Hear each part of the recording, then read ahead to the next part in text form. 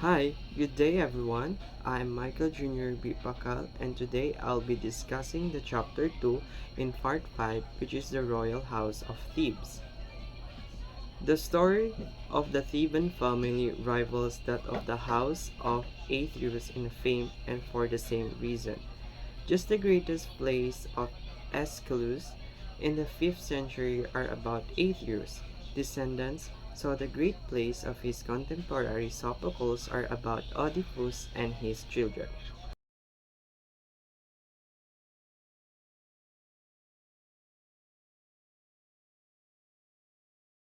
The story begins with the when Europa was carried away by the bull, her father sent her brothers to search for her, which is Cadmus, bidding them not to return until they found her. So these are the four main keys or points of the story. First, we have Cadmus found Thebes with the help of Apollo and Athena. Cadmus sought guidance from Apollo at Delphi to find Europa, but was advised to build a city of his own. Apollo instructed him to follow a heifer or a female cow and found Thebes where she rested. Cadmus battled and defeated a dragon with Athena's help, then sowed its teeth to create arm when he became his allies. The second one is Cadmus ruled Thebes with wisdom and prosperity. With the assistance of five allies, Cadmus transformed Thebes into a magnificent city. According to Herodotus, Cadmus was credited with introducing the alphabet into Greece. The third one, Cadmus' marriage to Harmonia. Cadmus was married to Harmonia, the daughter of Ares and Aphrodite. The god blessed their union by gracing it with their presence. Aphrodite gifted Harmonia a remarkable necklace crafted by Hephaestus. The fourth one, which is the finally origin of Boeotia. The land of surrounding the Thebes got the name Boeotia after the Europa's brother Cadmus founded the city by following a heifer as guided by Apollo. So Cadmus had four daughters. First daughter is Agave. She was very crazy about a god named Dionysus. Sadly, she and her sister killed their own cousin. The second one is Otanu. Like her sister Agave, she was also crazy about Dionysus and was part of the terrible thing that happened to their cousin. Ino, the third, she was very sad and tried to hurt her own children. She jumped into the sea with one of her children. The fourth daughter is Simile. She had a baby with powerful god named Zeus, but she died and her baby was born earlier. To sum it up, the lives of Cadmus and his family are shaped by tragedy. Cadmus' descendants, including his grandson Pentus and his later descendants Oedipus, suffer greatly. Pentus is torn apart by his own mother and other followers of Dionysus after he refused to honor the god, showing how defying the gods bring terrible consequences. Oedipus, another descendant, is cursed to unknowingly kill his father and marrying his mother, which bring pain to his children as well. Through Cadmus' family, the story explores how tragic fates can pass through generation, with one misfortune often leading to another. Through these stories, the tale of Cadmus explores the power of fate, influence of the gods, and the challenges of building and maintaining human society. So now let's proceed to the story of the great great grandson of Cadmus, which is Oedipus.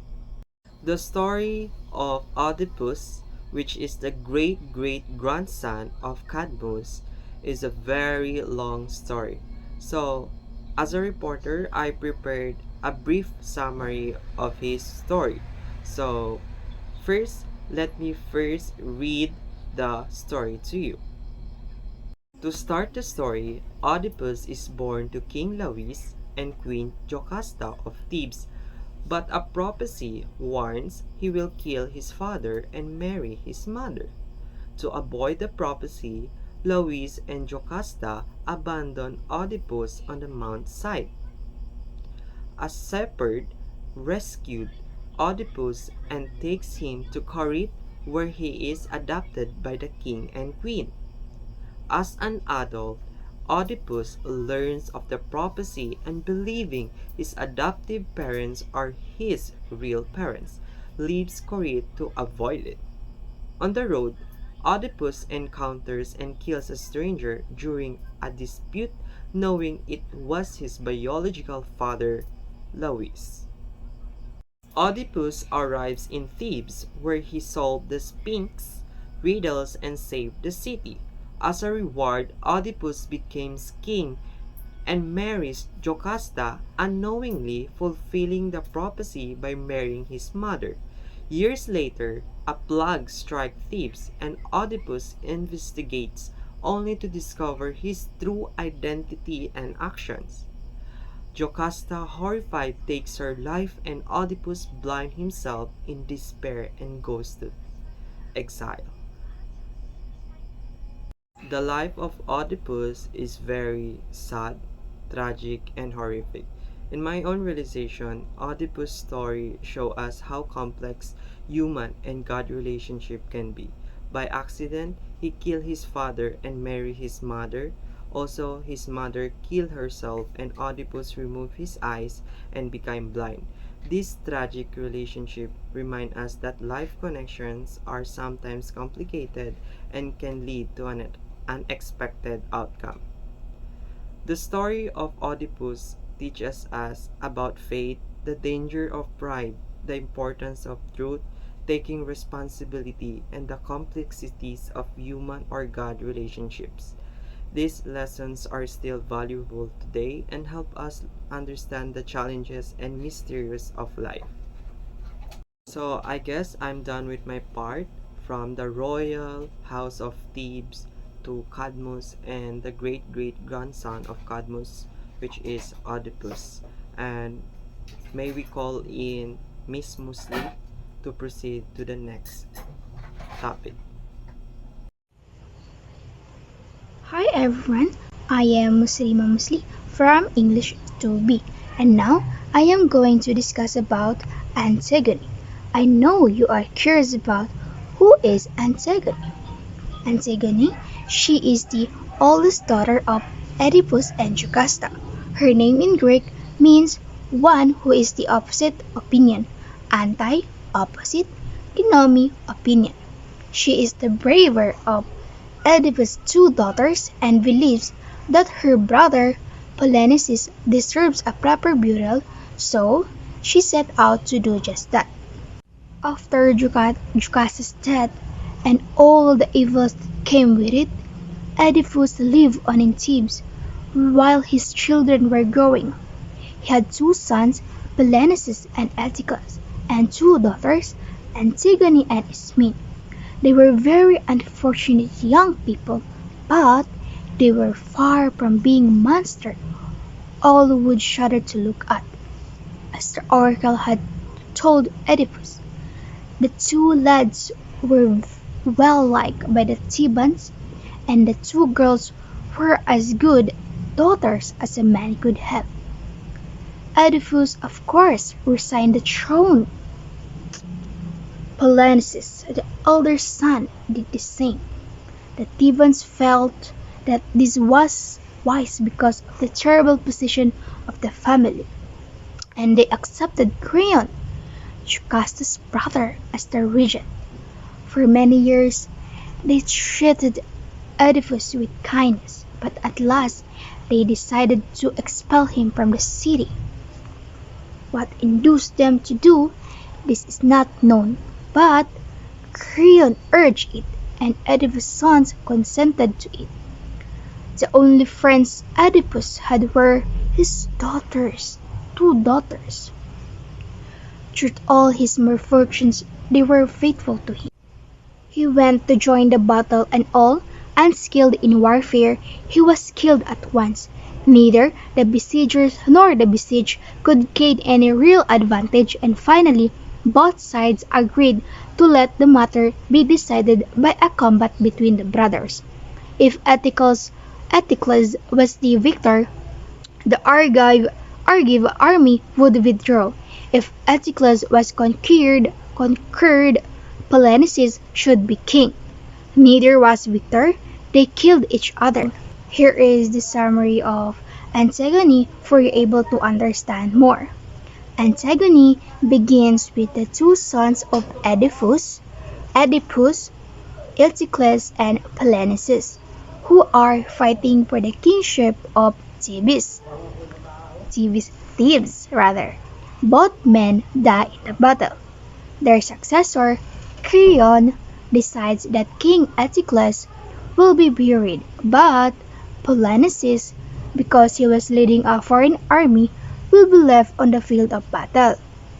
Antigone, his sister, buries him anyway. So Antigone was caught burying Polynices and is condemned to death. Her fiancé and Creon's son, Haemon, learns about this and tries to convince Creon to change his mind. It's only then that the seer Tiresias appears. After a long discussion, he finally persuades Creon that the gods want Polynices buried. By then, it's too late. Antigone has hung herself. Haemon kills himself when he finds her, and Creon's wife kills herself when she learns about her son. Whew. Before getting into the plot of Antigone, it is important to understand some background information. The events are described by Aeschylus in Seven Against Thebes and Sophocles in Oedipus Rex and Oedipus ad Colonus. First up, Oedipus was the king of Thebes and passed the throne to his two sons upon his death, and the two brothers ruled the Thebes until they quarreled, at which point Eticles expelled Polynices and a civil war broke out with each brother fighting for the throne. Both brothers died in the battle, allowing Creon, Oedipus' uncle, to become the king. Creon's claim to the throne is legitimate. It comes directly from Oedipus and Oedipus Rex. It is in this challenging political situation that Antigone opens.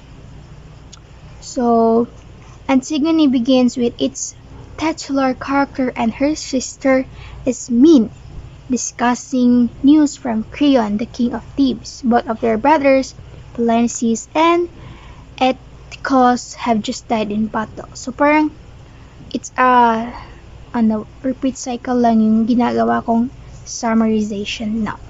So that's all. I hope you'll be able to understand the burial rights of the two fighting for the opposing side at time of their death. Creon's choice actually going against the religious rules of Thebes, but he feels his choice justified because of Polynices' betrayal. So that's it. Yun lang. So very basic ang nag-start kung saan nag-start ang Antigone. So hope you understand, and if you have more clarification and anong tawag, tanong, suggestions, not naman suggestion, questions, you can ask me. So did you get it or not? Sure. So that's all. Bye bye. Good day everyone. I am Rasida Mohammad and I am from BSEd English 2B, and I will be your next reporter for this day, and my topic is the seven against Thebes.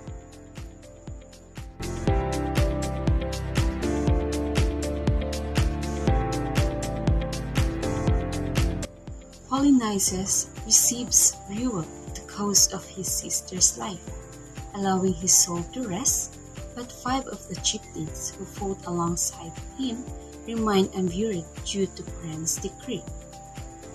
So the burial of the dead is a sacred Greek tradition. Denying the burial to the warriors is a great dishonor, getting up the story's central conflict around justice for the unburial dead. Adrastus, the sole surviving leader of the failed attack on Thebes, approaches Theseus, the king of Athens, pleading for help to bury the dead of the chieftains. He is accompanied by the mothers and the sons of the decrees seeking Athens' aid. So, Adrastus appeals to the Theseus based on Athens' reputation for compassion, hoping Theseus will use to his influence wherein to reverse the Creon's decree.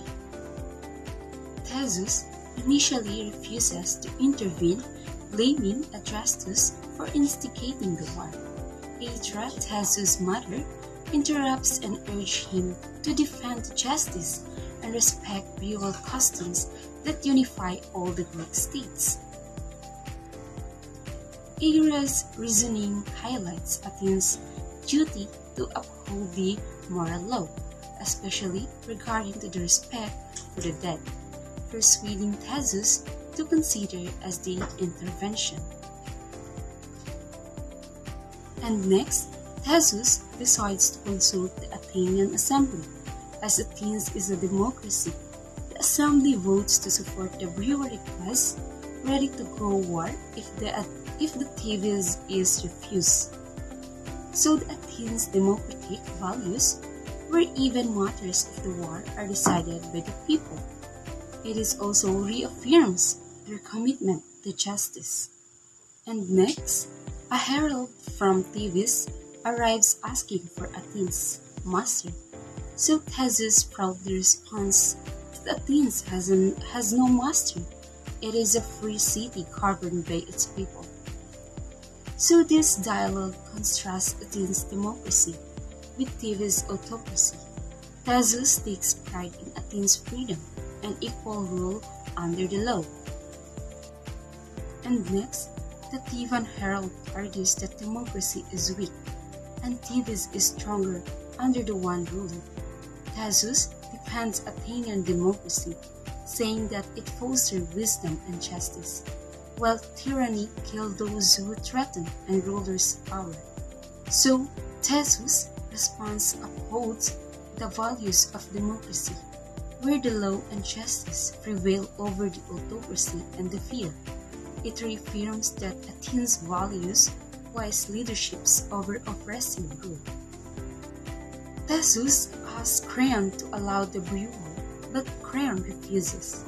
Theseus leads Athens to victory against Thebes but shows restraint by not sacking the city, only reclaiming the dead. Theseus exemplifies the restraint and respect for justice. Despite winning, he chooses not to harm Thebes further, emphasizing his respect for the peace and the humanity.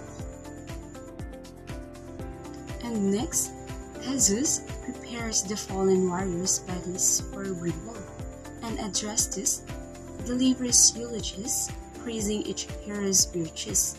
So, these respectful burials offer closure to the grieving families, highlighting the Greek values that honor the bravery, loyalty, and the integrity in death. Evadne, the widow of the Capanus, leaps into her husband's funeral pyre, choosing death over life without him.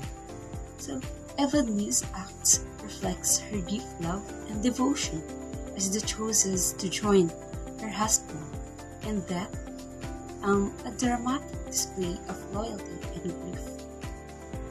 And lastly, the mothers find peace as the sons vow vengeance for the wrongs done to their fathers. 10 years later, the sons, known as the Epigon, conquered and destroyed Thebes, bringing an end into the city and its legacy. So, final act of vengeance fulfills the sons' pledge, marking the cycle of the retribution that permeates Greek tragedy.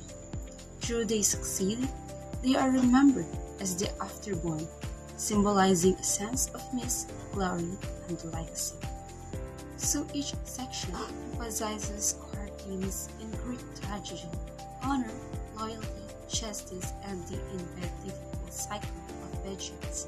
Theseus' actions exemplify Athenian values, while the downfall of Thebes served as the cautionary tale and the consequences of the ignoring moral law.